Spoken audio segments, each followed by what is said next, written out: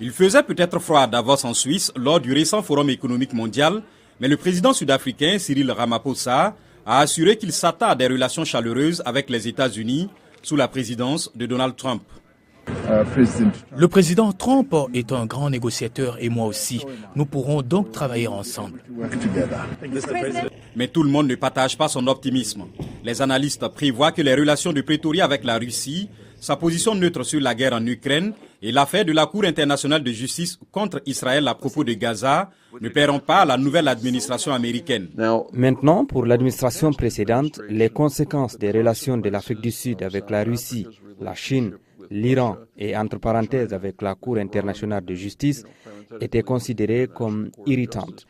Elles étaient considérées comme des choses qui rendaient l'ascension de la colline plus difficile, mais elles n'étaient pas considérées comme des questions de point de rupture. Sous l'administration Trump, il est certain que le département d'État surveillera cela de très près. L'Afrique du Sud est un membre convaincu des BRICS, le groupe des nations émergentes qui comprend notamment la Russie et la Chine.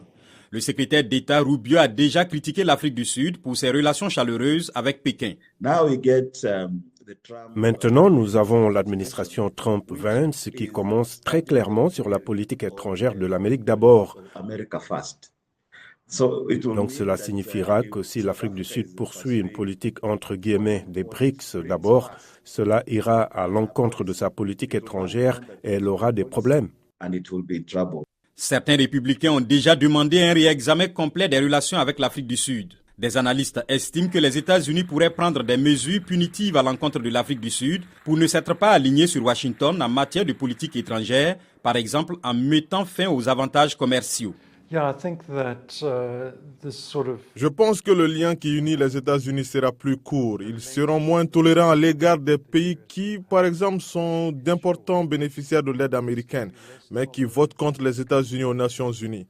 Selon Hartley, cela pourrait accroître l'influence des États-Unis en Afrique. Ou bien elle pourrait pousser ces pays à sortir de la sphère américaine et à adopter d'autres solutions.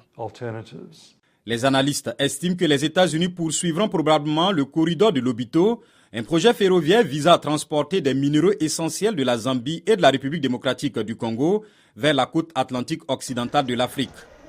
Une autre mesure importante pourrait être la reconnaissance par les États-Unis du Somaliland, une région autonome de la Somalie. Mais dans l'ensemble, selon Spector, diplomate à la retraite, l'Afrique n'est pas une priorité. En ce qui concerne l'Afrique, soyons honnêtes et soyons justes. L'Afrique est très loin des problèmes auxquels l'administration Trump va prêter attention.